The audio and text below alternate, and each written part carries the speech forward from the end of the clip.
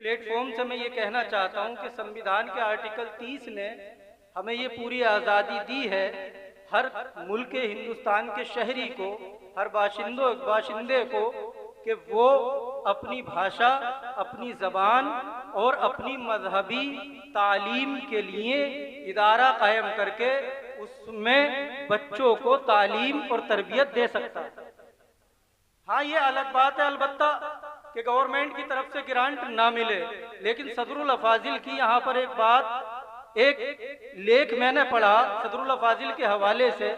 आपकी बारगाह में एक अंग्रेज नुमाइंदा आया उस वक्त की हुकूमत का, कहने लगा आप हमारी हुकूमतों के खिलाफ लिखना बंद कर दीजिए तो हम आपको एक बड़ी यूनिवर्सिटी के लिए जगह दे देंगे और उसको तामीर करा देंगे।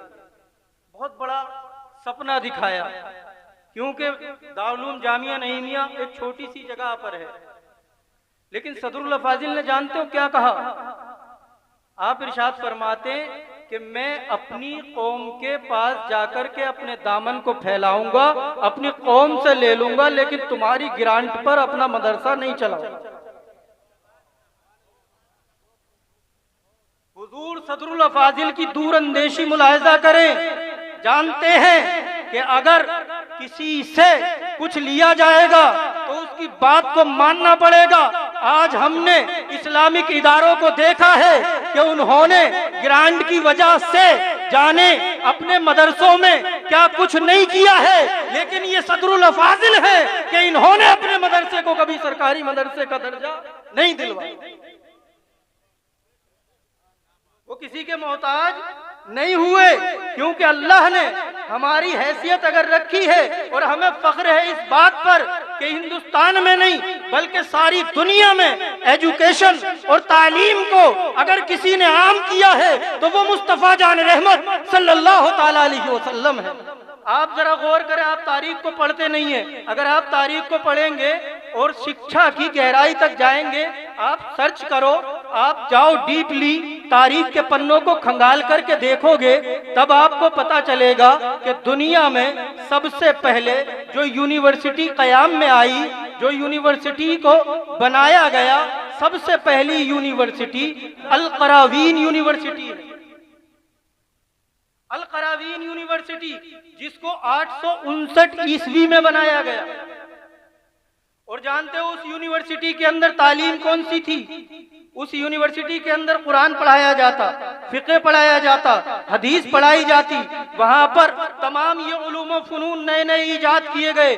उनके मौजूदीन उस यूनिवर्सिटी से फारिगीन हैं। बहुत से उलमा, बहुत से साइंटिस्ट जो उस यूनिवर्सिटी से पढ़कर निकले, ना भी कैम्ब्रिज बनी, ना भी ऑक्सफोर्ड बना, ना भी जनाब ये दुनिया की तमाम यूनिवर्सिटियां वजूद में आई हैं। सबसे पहली यूनिवर्सिटी नाम है अल क़रावीन यूनिवर्सिटी। उसकी फाउंडर है हजरात एक लेडीज, एक खातून, एक औरत जिनका नाम बीबी फातिमा है। अर्ज ये करना चाहता हूँ कि दुनिया के झूठे दावा करने वाले और दुनिया के अंदर तालीम और शिक्षा की बात करने वाले, जो आज टीवी डिबेट्स पर आप देख सकते हो कि मुसलमानों के अंदर और जनाब इन ईमान वालों में पढ़े लिखे लोग कम हैं, लेकिन मैं ये कहता हूँ कि इल्म को बढ़ावा ही मुसलमान ने दिया है।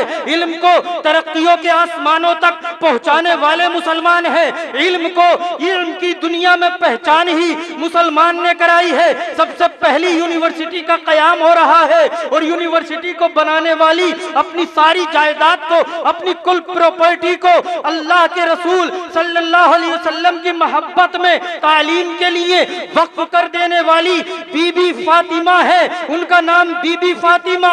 अब जरा सोचो, जो टीवी डिबेट्स पर आकर के कुछ मक्कार खवातीन ये भौंकती है कि इस्लाम ने औरतों को कैद कर दिया, मुक़य्यद करके रख दिया है, उनको फ्रीडम नहीं दिया, उनको आजादी नहीं दी, तो जवाब दे देना कि इस्लाम ने औरतों को एजुकेशन की फ्रीडम भी दी है। और तारीख को पढ़ के देख लो, ये इस्लाम की शहजादियां हैं जिन्होंने बड़े बड़े इदारे और मरकज कायम करके दुनिया के इन बच्चों के मुस्तकबिल को संवारने का काम किया।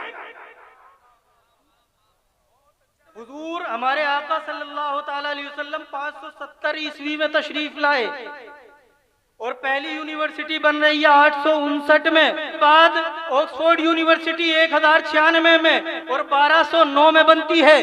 Cambridge university science science science science करने वालों से कहना चाहता हूँ, ये साइंस कुछ नहीं है। हैसियत क्या है इस साइंस की? ये साइंस निकला तो कुरान से।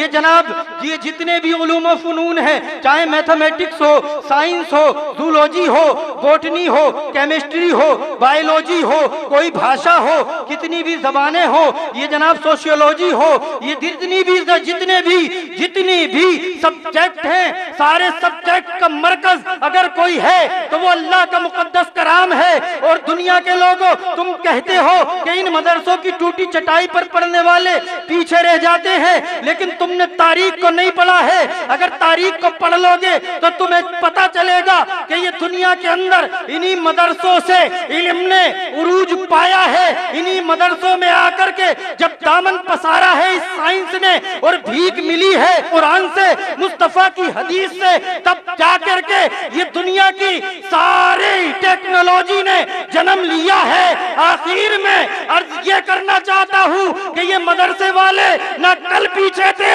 ना आज पीछे हैं। जो अल्लाह के उस मुकद्दस कुरान को अपने सीने में दाखिल करके महफूज कर सकता है, एक छोटा सा बच्चा जिस कुरान का हाल ये है कि अगर पहाड़ पर उतरता तो देखते रेजा रेजा हो जाता, लेकिन मेरी कौम का ये छोटा सा बच्चा उस कुरान को अपने सीने में दाखिल करके सारी जिंदगी अपने आप को जनाब मुस्तफीद करता है। रीजन क्या है? रीजन ये है कि जो कुरान को पढ़ लेता है वो सारे जहान को पढ़ लेता है। और ये बच्चे हैं जो कुरान को पढ़ सकता है, दुनिया के किसी भी एग्जाम को पास कर सकता है।